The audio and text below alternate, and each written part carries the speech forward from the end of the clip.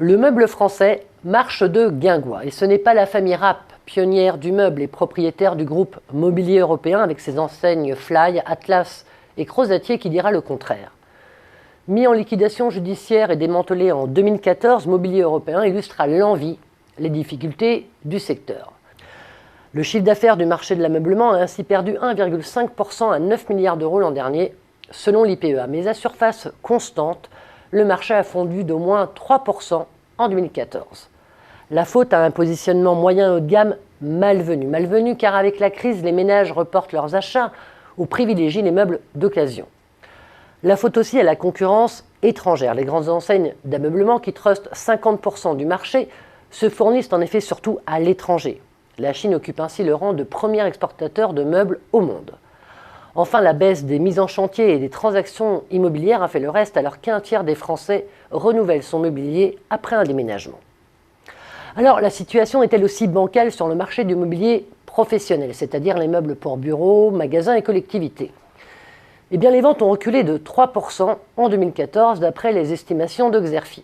Et dans un contexte de prudence des entreprises et de contraintes budgétaires des administrations, la production a de nouveau décroché. Une production française également pénalisée par les restructurations avec à la clé son lot de défaillances, de fermetures d'usines et de plans sociaux. Toutefois, avec le redémarrage de l'économie française, le marché intérieur de mobilier professionnel devrait se stabiliser en 2015 et le recul de la production être moins marqué qu'en 2014 selon les experts de Xerfi. Mais les fabricants devront toujours composer avec la concurrence des importations de meubles professionnels en provenance de pays à bas coût comme la Pologne ou la Chine. Dans ce contexte morose pour l'ameublement tricolore, la PME Tolix, créée dans les années 30 à Autun par un artisan chaudronnier, a bien failli rendre l'âme en 2004. Mais sa directrice financière d'alors reprend les rênes de l'entreprise familiale spécialisée dans la fabrication de meubles métalliques. Son idée, c'est de réveiller une belle endormie, ce qui revient à faire du neuf avec du vieux, avec pour maître mot qualité et innovation. La qualité, ce sera de maintenir une fabrication made in France et de s'équiper de machines ultra-modernes. L'innovation passera, elle, par la couleur et le design. De nouveaux marchés vont alors s'ouvrir à l'international. Pari réussi pour l'entreprise bourguignonne. Tolix revendique désormais plus de 8 millions d'euros de chiffre d'affaires, dont la moitié à l'export, quelques 90 salariés et compte désormais 3 usines dans le Morvan.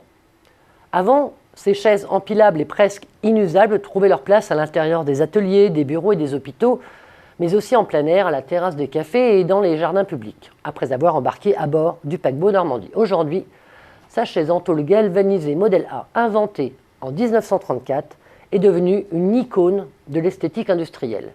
Déclinée en 70 couleurs, elle s'arrache chez les bobos et s'étale dans les pages des magazines de décoration. Objet d'art, la chaise modèle A s'expose désormais dans les musées prestigieux. Le MoMA, le Centre Pompidou ou encore le Vitra Design Museum. Tolix a même reçu en 2006 le label Entreprise du patrimoine vivant décerné par le ministère de l'Économie, des Finances et de l'Industrie. Pourtant, une menace plane sur Tolix, la déferlante de contrefaçons venues d'Asie.